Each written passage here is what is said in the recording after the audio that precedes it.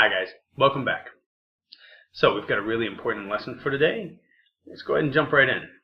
Now, we just learned how your brain takes in your experiences, interprets these experiences, and converts them into memories for storage. So how do we take this knowledge and apply it to the task of learning to speak English naturally and fluently? Easy. We've devised 3 simple rules that you need to follow. Now these rules are helpful no matter what it is you're trying to learn, but for today and for the sake of the program, we're going to apply them specifically to the task of learning English. Rule number 1.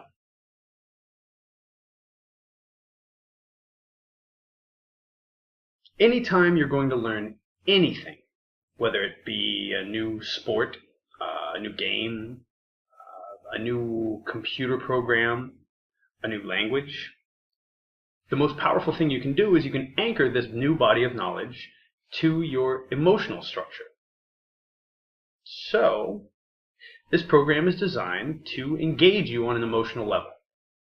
Now, if all goes according to plan, you'll be crying, you'll be laughing, you might even fall in love just a little bit. But, all of these emotional anchors are what's going to make it so the transition will be completely effortless. This knowledge will be a part of you once you complete our program. Now, at the same time, I have to caution you. You need to make sure that you're in a completely clean emotional state when you take on this learning. That means if you're tired, if you're bored, if you're distracted, don't force yourself through it. Take a little break. Go for a run, drink a glass of water, listen to some music, whatever it is that helps put you back in that ideal state. Okay?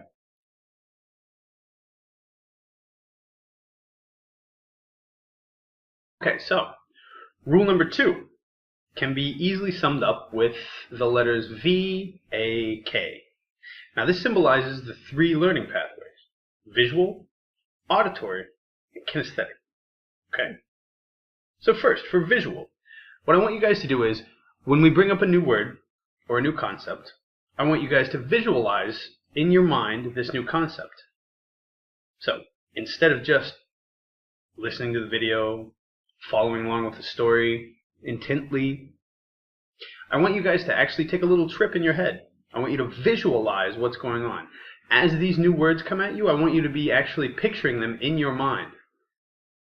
The thing is, when we learn a new language, when we learn any language, even your mother tongue, the first language you grow up learning, you're not pairing a word with a word. What you're doing is you're anchoring a sound or a word to an image, right?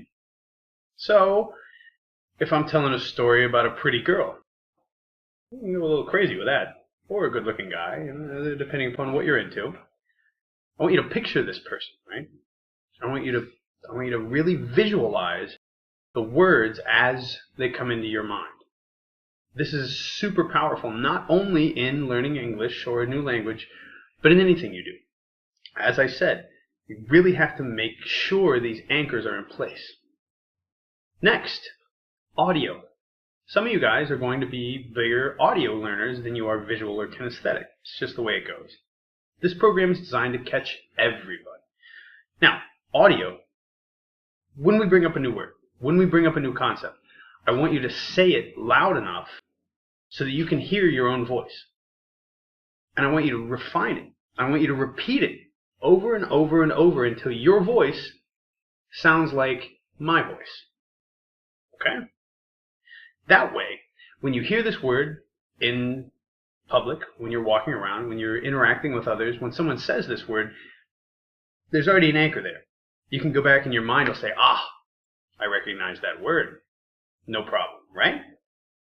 Now, third is K, for kinesthetic. Now, kinesthetic means dealing with movement, okay? It's really important that you engage all 3 of these. So, when we're telling a story, maybe get up, maybe move around a little bit. If you're just sitting there watching and listening, you're only using about 80%. We want you 100% absorbed in this process. So it's very important that you engage on all 3 fronts. Okay? So, We've engaged you with the subject matter emotionally, providing anchors that will last and help to generate lasting memories. We've applied all three learning pathways: visual, auditory, and kinesthetic. And now the only thing left is, can you guess? We've said it before, and we'll say it again, and we'll say it again, and we'll say it again. It's repetition.